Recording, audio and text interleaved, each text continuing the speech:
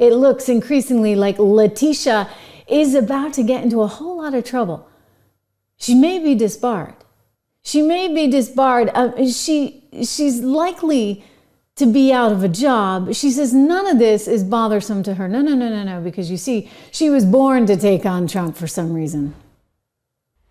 I will not fear Donald Trump. I have steel in my backbone. And the reality is I will not allow this person, Donald Trump, who unfortunately is a broken man, to get in the way of progress and to separate us. Oh, well, oh boy, Letitia. You know what? You just keep saying that. You keep saying that. You have no case. You know it. The Court of Appeals knows it, and yet you have this opportunity. Donald Trump actually did something kind of gracious. He offered you the opportunity. He requested that you actually rescind your lawsuit in the spirit of unity. You refused to do that. So guess what? Now you're going to get handed something and more. Just to back up for a moment, everyone, just so you understand, because it's hard to keep track. I know there's like a lot of cases. There's a lot of them. A couple federal. Those both got dropped by Jack Smith. Of course, you had the Alvin Bragg. That one went nowhere, absolutely nowhere. Of course, Alvin Bragg, we're going to get to him in a moment because he's also in hot water, in part because of the Daniel Penny case, but also this one. And then Letitia, well, you also had Fani Willis. She's about to go to jail, incidentally. We'll get to that. But let's start here with Letitia. Letitia somehow thought that because Donald Trump may have not been entirely accurate in terms of the square footage count of one apartment he had there at Trump Tower, nor the square footage or worth of Mar-a-Lago as far as she saw it, because, you know, she's thinking that the place is worth 18 mil, while he's like, wait a second, it made 56 last year and there's no debt on the property. Why would it be worth only 18 million? Anyway, she's trying to come in between his lender, which in this case was Deutsche Bank. Deutsche Bank made out like a bandit. They made like some $100 million. So they're not complaining. They said it was one of the best deals they ever did. But she's complaining because she's like, wait a second, you inflated the square footage and you said that Mar-a-Lago was worth X when I really think it was only worth 18, 19 million. And she's somehow insisting here that the numbers don't lie. I mean, she may lie, right? But she's saying numbers don't lie. I'm sorry, honey, baby, you're wrong.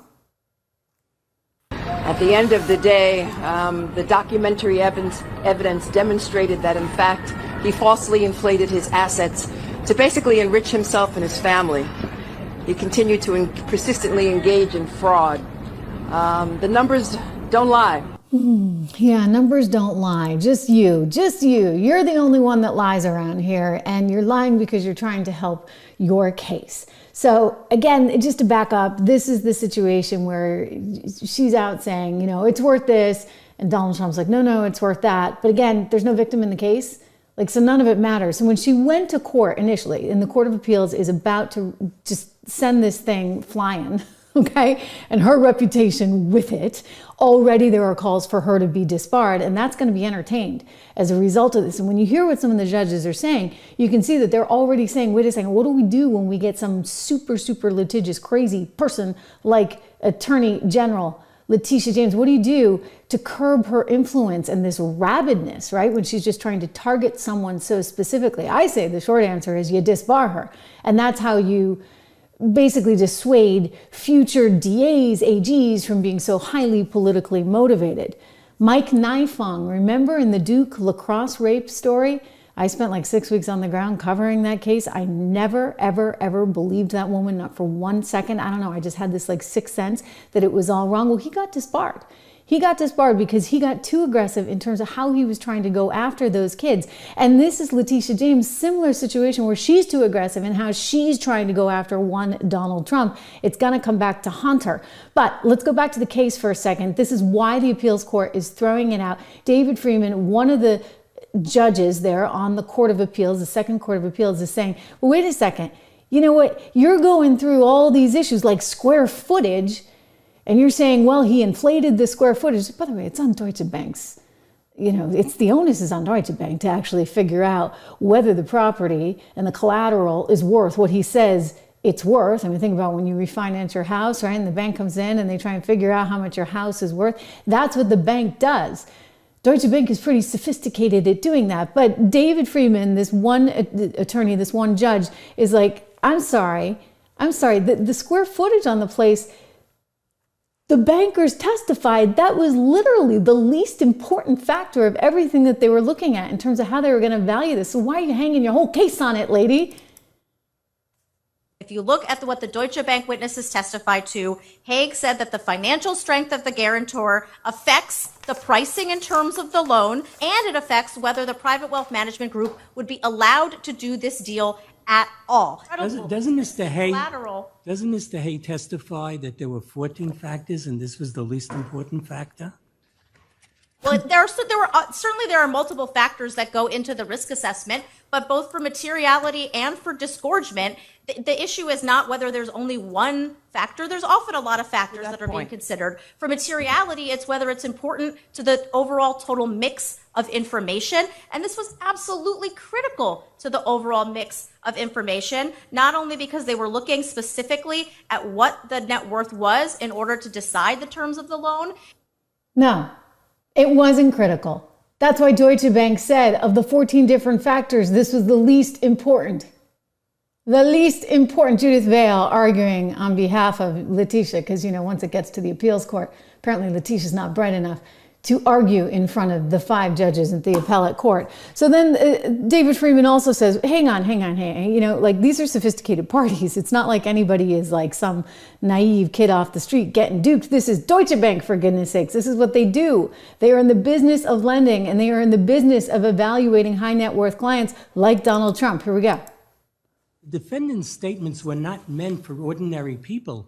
They were directed at some of the most sophisticated individuals and entities in business. Well, if the court wants to use the standard of an objectively reasonable counterparty, sophisticated counterparty, fine. They had a capacity or tendency to deceive that sophisticated party as well, because these misstatements and omissions were about objective facts that were extremely important and that any reasonable counterparty would want to know. Any sophisticated, reasonable counterparty would want to know that the defendants were valuing an apartment based on 20,000 square feet more than it really was, based on pretending that rent regulations on certain apartments didn't exist, based on pretending that the Mar-a-Lago restrictions didn't exist. Your Honor asked about that. The trial court was very clear that it was not coming up with a magical valuation for itself. The problem with the Mar-a-Lago valuation is similar to what happened with the rent-regulated apartments. The restrictions in the deed are there. They are an objective fact. They are very restrictive. And even defendant's own expert at summary judgment, this is at 16502 of the record, agreed that the restrictions would decrease the value of Mar-a-Lago, but defendants valued it as if those restrictions didn't exist at all.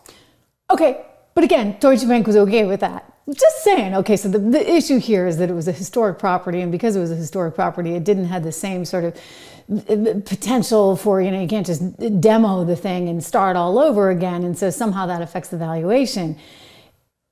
Beauty's in the eye of the beholder. You could argue that the historic significance of the property actually gives it more value, right? I mean, again, until the deal's done, until it's actually sold, who is Letitia James to decide that it's only worth $19 million when that's like basically, I don't know, half of Joy Behar's house. Joy Behar's, in all seriousness, putting her Sag Harbor 4,000 square foot little Victorian on a little postage stamp lot in the Hamptons on sale for $10.5 million. I'm telling you, if somebody wants to be crazy enough to buy Joy's little postage stamp little Victorian for $10.5 million, that's their own business. But is Letitia James going to come in and regulate that too? In other words, he's saying, I think the value of my home is X. Letitia's like, no, it's Y. But Deutsche Bank comes flying in and says, no, it's X. And we're going to lend him money based on our belief that it's worth X. And yet, Letitia's in the way, which is what these judges are saying. Like, this makes literally no sense. No sense, because it's a private situation, a private case, which has no bearing on the public at all. There's no victim. Here we go. It was using... I'm sorry, but what's being described sounds an awful lot like a potential commercial dispute between private actors. Well, to go back to the first question about whether there's other examples of this, there are other examples of this. In the First American case, the Attorney General brought a 6312 case where the transaction at issue was between a very big bank, Wells Fargo, and a professional appraisal firm. But it wasn't the concern there that the public would ultimately be negatively impacted and affected by what those corporate actors were doing. And that concern is here as well, because when you have hidden risks getting injected into the market, that hurts the market and honest participants in the market. And the legislature also decided, contrary to what defendants think, that making sure that business in New York stays honest is the way to attract and keep business in New York. To that point, the Executive Law 6312, I just want to read a section of it. Well, not exactly, but was enacted to promote and protect.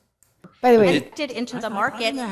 Same question. Sorry, this woman, she's the only one of the 5 judges, I should point out, that has any sympathy for the Letitia James side of this case. I'm just adding that. 312, I just want to read a section of it.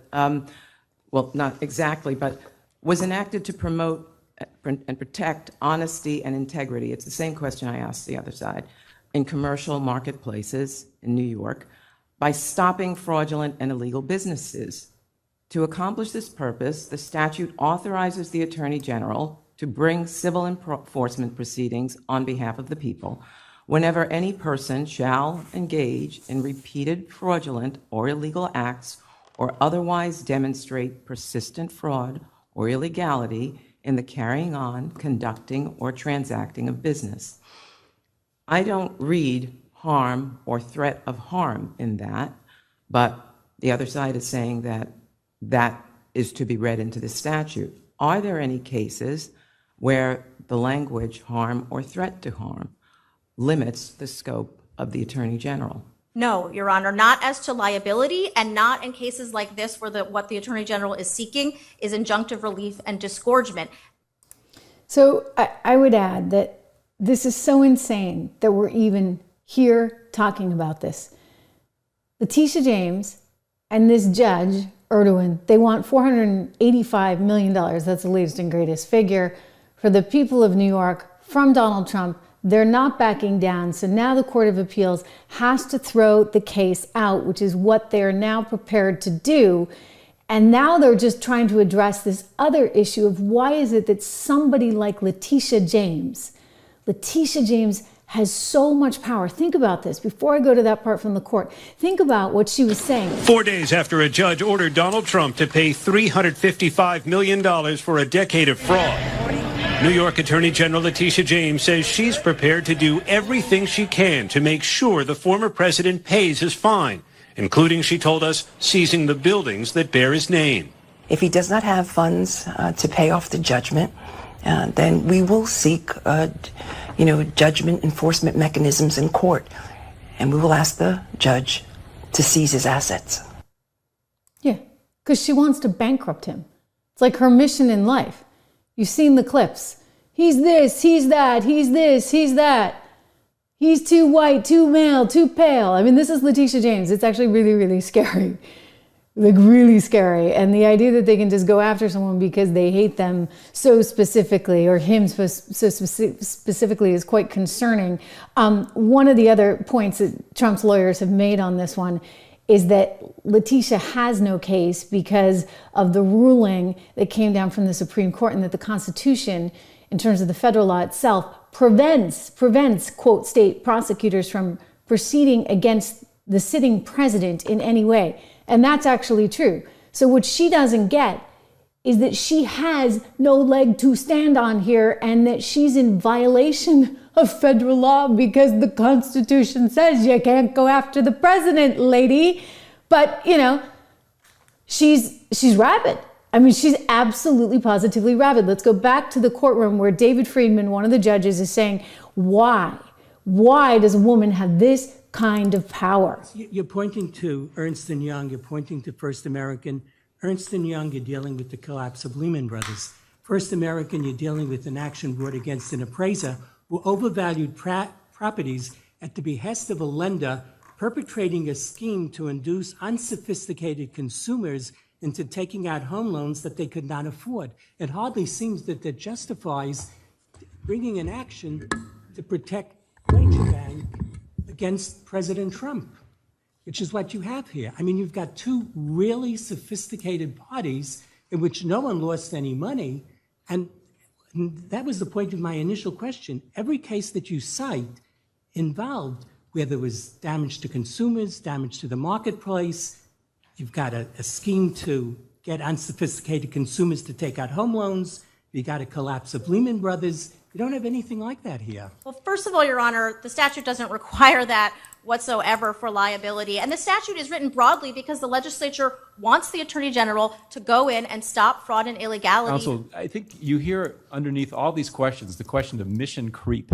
Has 6312 morphed into something that it was not meant to do? And that's something you must address, because there has to be some limitation on what the Attorney General can do in interfering in these private transactions, as Justice Friedman said, that where people don't claim harm. So what is the limiting principle? There is no limiting principle. No limiting principle. It's just Letitia James has this whim that she's going to go after her political enemy, and she's getting directions from on top there at the Biden White House, and the Soros team, and the whole club is in on this one, right? You got to go get Trump. So the whole mission is get Trump. And so she's full speed ahead and is continuing with that full speed ahead despite being in violation of the U.S. Constitution. So these lawyers, these judges, they're saying we need to protect against this, right? Like going forward, like we can't have people like Letitia James doing this kind of insane stuff. We need some guardrails. We need some parameters, for goodness sakes. Back to Justice Moulton's point about line drawing, because I do think that is very important in this case. You know the history of this statute. It's passed under then AG Javits, and then was really amplified by AG Lefkowitz over the years. And when I went back and read the bill jackets, the common thread was always we need greater power. The AG needs greater powers as the people's lawyer to protect consumers, civil rights, and the environment. And so again, with that sort of historical backdrop to this law, how do we draw a line, or at least put up some guardrails to know when the AG is operating well within her admittedly broad sphere of 6312, and when she is going into an area that wasn't intended for her jurisdiction? I got to tell you, in other words, this is not intended for her jurisdiction. This is a private matter, and this is why the Court of Appeals wants to throw it out. And yet she's unwilling. What, is she going to be some kind of martyr here? She enjoys being made a fool of. She wants to continue following this forward. She's arguing that in the case of, I guess, Bill Clinton, when Paula Jones was suing him, that case was allowed to go forward, and therefore that was an example of a president versus a state issue. The Trump team is kind of just saying it's pathetic. Her statement is sad and weak. I would just get back to the actual case itself. I mean, aside from, the Constitution saying that you cannot go after a sitting president this way, I would still get back to she has no case. What are we doing talking about this to begin with? This is all because someone had a vendetta against one Donald Trump. And that's all she's about. I mean, it's really pretty gross. I mean, this is the soundbite, right? This is gross. Venomous. We will fight back to your attempt to bring Trumpism to New York City. He's called me disgraceful. Of the fact that they stole the Supreme Court seat. An illegitimate president. Okay, on and on and on. He's illegitimate. I'm going to go get him. If you just elect me, I will go get him for you. And just the other day, she's out saying, I'm so proud of the 100 legal actions that my team brought against him when he was president. I mean, she just really wants to take on the system. And what is this, anarchy? I guess. They're really into anarchy over there on the left.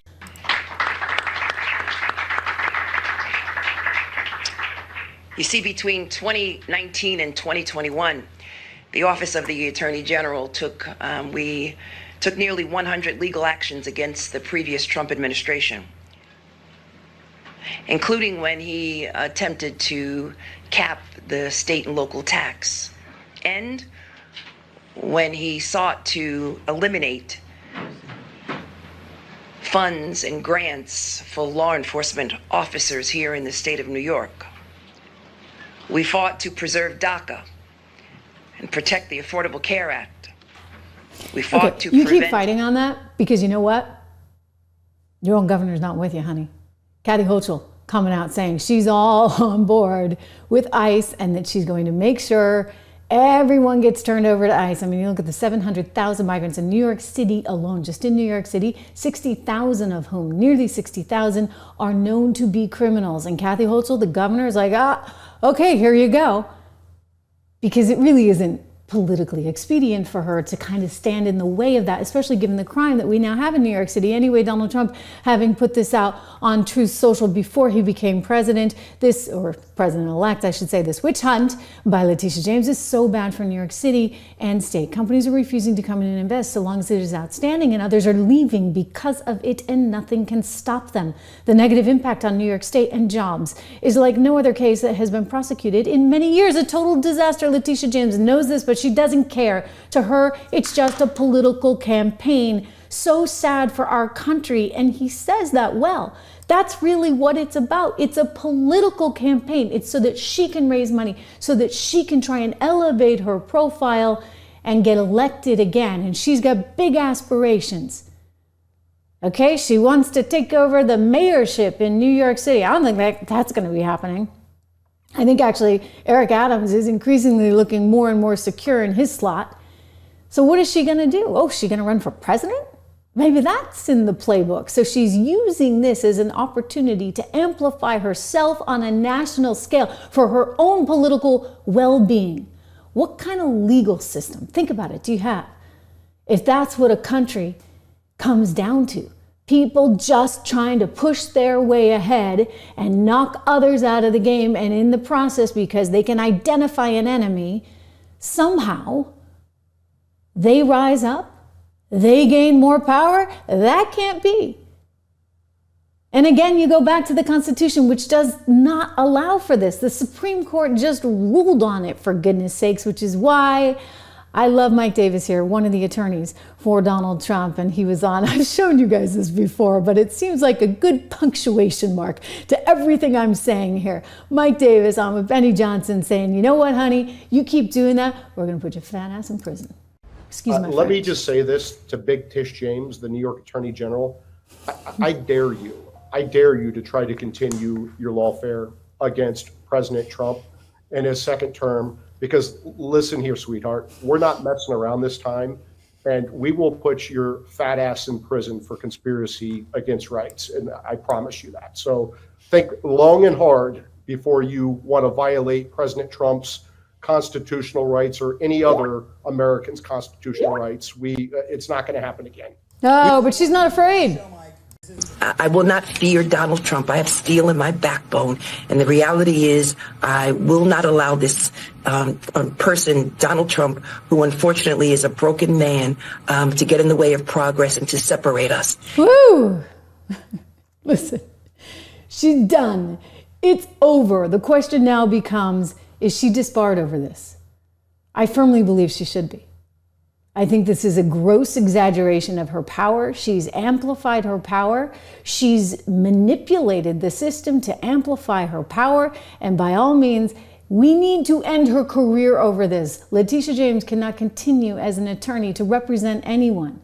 Already, Elise Stefanik has called for that. The representative of New York, as an attorney herself, is demanding that the Bar Association revoke Letitia James's law license. And when the Court of Appeals issues this edict to toss this whole thing, that's exactly what's going to happen. So mark my words, this is the next step. This is the next layer in this case. Yes, she will be humiliated. She will try and spin this as somehow, oh, I'm taking on the system.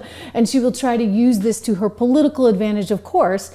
But she's actually going to be in a lot of trouble from a professional standpoint. Imagine this. They want to charge him $500 million. I mean, these people are absolutely nuts for a private transaction where there is no victim. And Deutsche Bank is like, yeah, we'd do the deal again all day till Sunday. and then again, right? So what case do you have other than you hate the guy? That's not enough. Not in the United States of America, thank you very much.